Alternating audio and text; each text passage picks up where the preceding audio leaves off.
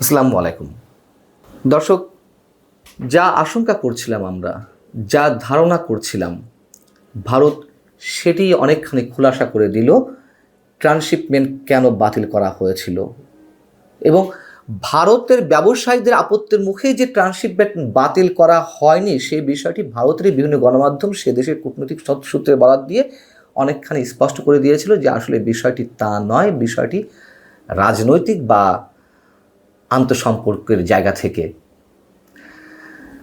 ভারতের পররাষ্ট্র মন্ত্রণালয়ের সাপ্তাহিক ব্রিফিংয়ে মন্ত্রণালয়ের মুখপাত্র রণধীর জয়সওয়াল সাংবাদিকদের প্রশ্নের জবাবে অনেকখানি খোলাসা করে দিয়েছেন। তিনি বলছেন যে ওই সিদ্ধান্তের আগের কিছু ঘটনা, অর্থাৎ ট্রান্সশিপমেন্ট বাতিল করার সিদ্ধান্তের আগের কিছু ঘটনা খতিয়ে দেখা প্রয়োজন, তাহলে ছবিটা পূর্ণ এবং স্পষ্ট হবে।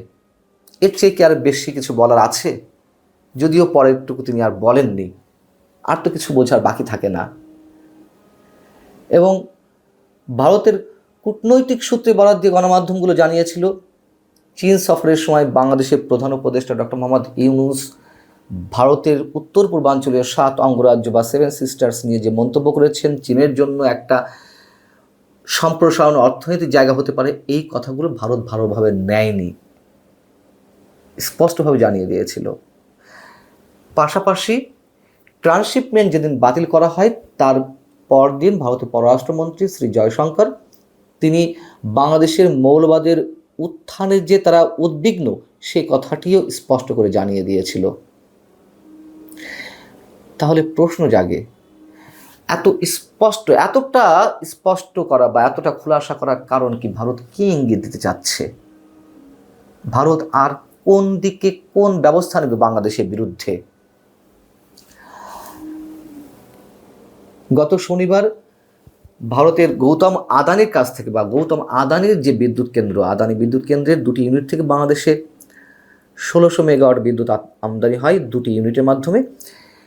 তো একটি ইউনিট প্রথমেই বন্ধ হয়ে যাওয়ার পরে শনিবার আরেকটি ইউনিট বন্ধ হয়ে যায় এবং তখন অনেকেই নানান ধরনের আলাপ আলোচনা করছিল, গুঞ্জন ছড়িয়ে পড়েছিল যে ভারত কি বিদ্যুৎ দেওয়াও বন্ধ করে দিচ্ছে কিনা। এটি সম্ভব নয়। আদানির সঙ্গে বাংলাদেশের 25 বছরের চুক্তি রয়েছে, কিন্তু যেহেতু রয়েছে, হুট করে তারা এই বিদ্যুৎ বন্ধ করতে পারে না। অনেকে বলা বলি করছিলেন যে এই ধরনের কোনো পদক্ষেপের দিকেও যেতে পারে ভারত। আমরা জানি না, এগুলো তারা রিউমার আকারে আসতে পারে তাদের কাছ থেকে এই ধরনের খবর আমাদের কাছে। তবে এই যে স্পষ্ট করলো ভারতের পররাষ্ট্র মন্ত্রণালয় অনেকখানি যে কেন ট্রান্সশিপমেন্ট বাতিল করা হয়েছে, সেখান থেকে প্রশ্ন কি ওঠে না যে এতটা খুলাসা করার কি দরকার আছে? তার মানে তারা তাদের প্ল্যানিংয়ে আরও অনেক কিছু রয়েছে। আরেক প্রশ্নের জবাবে রণধীর জয়সওয়াল মনে করিয়ে দিচ্ছেন যে ভারত বারবার বলছে বাংলাদেশের সঙ্গে একটি ইতিবাচক এবং গঠনমূলক সম্পর্ক চায় ভারত, গণতান্ত্রিক এবং অন্তর্ভুক্তিমূলক বাংলাদেশ দেখতে আগ্রহী। তিনি ট্রান্সশিপমেন্ট বিষয়ে কথা বলতে গিয়ে এটিও উল্লেখ করেছেন, আমাদের যা ধরার আমরা আমাদের ধরে নিতে খুব কষ্ট হওয়ার কিছু নয়। এবং বাংলাদেশে ভারতের পররাষ্ট্র সচিব এই মুহূর্তে সফরে রয়েছেন আমনা বালুচ সম্পর্কেও সেখানে প্রশ্ন করা হয়েছিল যে 15 বছর পরে ভারতের পররাষ্ট্র সচিব পর্যায়ে বৈঠক হচ্ছে পাকিস্তানের পররাষ্ট্র সচিব বাংলাদেশ সফর করছেন এবং পাকিস্তানের পররাষ্ট্রমন্ত্রী উপপ্রধানমন্ত্রী একই সঙ্গে ইসহাক দার তিনি বাংলাদেশ সফরে যাচ্ছেন। সে বিষয়ে মন্তব্য কি? ভারতের পররাষ্ট্র মন্ত্রণালয়ের পক্ষ থেকে যেটি জানানো হয়েছে যে বিষয়টি আমাদের নজরে রয়েছে, এর বাইরে আর কোনো মন্তব্য তিনি করেননি। তারা তো সব কিছুই অবজারভেশন রাখছে। বাংলাদেশের সঙ্গে পাকিস্তানের সম্পর্ক কী হবে সেটি নিশ্চয়ই একান্তই বাংলাদেশের বিষয়, কিন্তু ভারতের যে এর মধ্যে উদ্বেগের কিছু নেই এটিও আমরা বলতে পারি না। তার কারণ এর আগে ভারতের বিচ্ছিন্নতাবাদীদের মাধ্যমে এই বাংলাদেশে তাদের অ্যাক্টিভিটিস চালানোর জন্য যে অনেকখানি উর্বর ভূখণ্ডে পরিণত হয়েছিল সেটি তো আমরা জানি। এবং তারা কিছুতেই কিছুতেই সেই জিনিসটা ভুলতে পারে না। সেই জায়গা থেকে আবারও যে মৌলবাদী শক্তির একটি আস্ফলন আমরা তো নিজেরাই দেখছি। চারিদিকে কত ধরনের ঘটনা ঘটছে।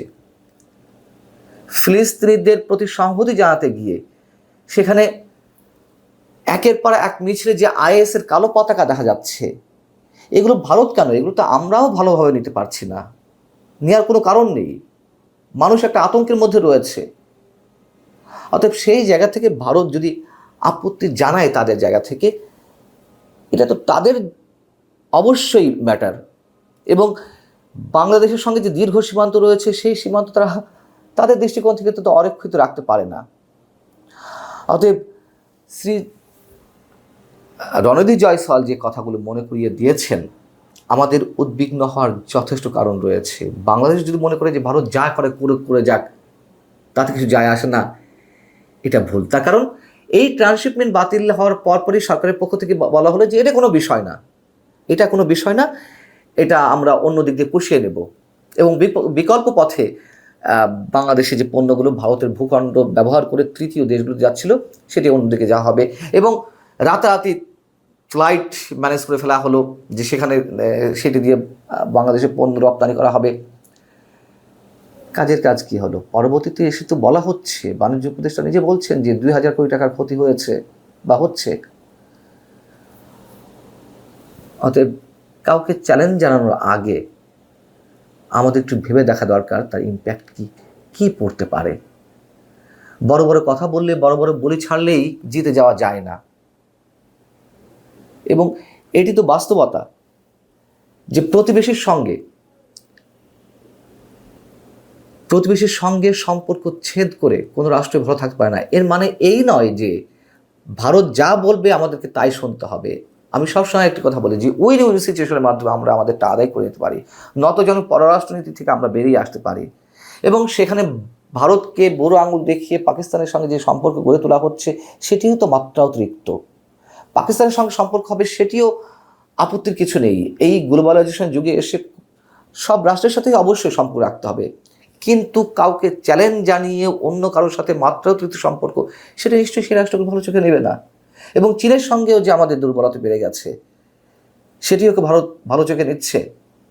এখন বলতে পারেন যে কার সাথে কী সম্পর্ক হবে সেটা আমাদের একান্ত বিষয়, কিন্তু আমাদের নিজস্ব বিষয় বলে আঞ্চলিক ভূ রাজনীতির বিষয়টি একেবারে উড়িয়ে দেওয়া হবে, সেটিও তো নিশ্চয়ই কোনো বুদ্ধিমান ব্যক্তির কাজ না, বা চৌকস কোনো সরকারের কাজ নয়।